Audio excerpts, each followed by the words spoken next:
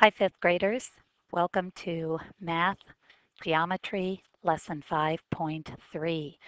And if you happen to watch this evening, happy Valentine's Day. And if you're watching it tomorrow, we hope you had a happy Valentine's Day and that you're looking forward to the long weekend for you. All right, I have our learning targets posted. In this lesson, you're going to be using equivalent names for fractions, decimals, and percents, and we did that in the last chapter, the last unit. You changed fractions to decimals to percents, and you then were able to make circle graphs using the percent circle. And today we're going to talk about how we can use strategies to construct circle graphs with a protractor rather than a percent circle. So we'll be reviewing some information and then learning about constructing circle graphs with a protractor. The vocabulary for this lesson is the word sector. A sector is a section, a part, a measure within your circle. So it's kind of a piece of the pie. And just a reminder that a circle has 360 degrees because you're going to be learning how to change a fraction to that percent to a degree measure. So here's an example where you might be asked to draw a circle graph, and we're going to graph this information. In the month of April, 5 cloudy days, 6 sunny days, and 19 partly cloudy days. So step one is to find out what fraction or percent of the total each of those numbers is. So April has 30 days. 5 of those 30 days were cloudy. So you'll remember back to when we took the part of the whole, 5 out of the total 30. We simplify it to the fraction 1/6. 1/6 of the days were cloudy. And then we can convert that fraction to a decimal. We can divide 1 divided by 6 to find the decimal equivalent. Then 6 out of the 30 days were sunny. So again, we write the fraction 6 out of 30. We could simplify it to 1/5. And in this case, we could divide 1 divided by 5, or we could make an equivalent fraction. We could make 1/5 to 2/10 an equivalent fraction. So 2/10 we know is 0.2 or 20%. So 20% of the days were sunny. And if we were making our circle graph, we'd be able to graph that piece. And then 19 of the 30 days were partly cloudy. So 19 out of 30, we could divide our numerator by denominator. 19 divided by 30, we can't make a fraction equivalent to 10 or 100, so we'd be dividing. And we get a decimal 0.633. So about 63% of the days were partly cloudy. So in the last unit, we did this. And then once we had our percents, we graphed the percent circle. In this lesson, we are now going to convert these fractions or decimals to a degree measure. So this is step 2. We're going to calculate the degree measure of the sector for each piece of data. So we said 1/6 of the days were cloudy. Now remember that a circle has 360 degrees, so we would take 1/6, that sector or segment of the circle would be cloudy. We'd multiply that 1/6 by 360 degrees in a circle. So the number of cloudy days is represented by 60 degrees. So to figure out the sector of a circle, we multiply our fraction or our decimal by 360 because there are 360 degrees in a circle.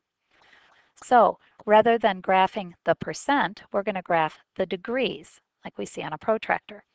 Now the sunny days, we said, were 1/5. And we said 1/5 is 2/10 or 20%. But what would that be in degrees? Well, again, we'd be multiplying by 360. And when we do that multiplication, we get 72 degrees on our circle. And then partly cloudy, we figured out to be 63 about percent. And again, we can multiply the decimal or the fraction by 360.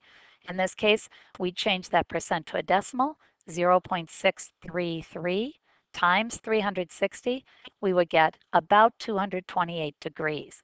And so you can see on the circle graph, rather than representing the percent, which is what we did before, we're just representing the degrees on the circle, 60 degrees, 72 degrees, and then that big section of partly cloudy days.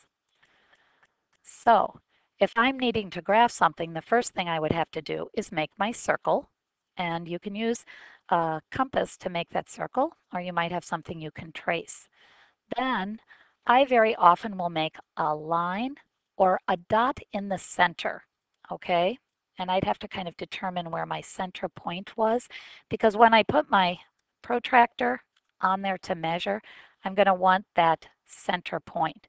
And you could use the full circle protractor or the half circle, but that's about where I think my center is. And remember we said, for example, that one piece will go back to this page.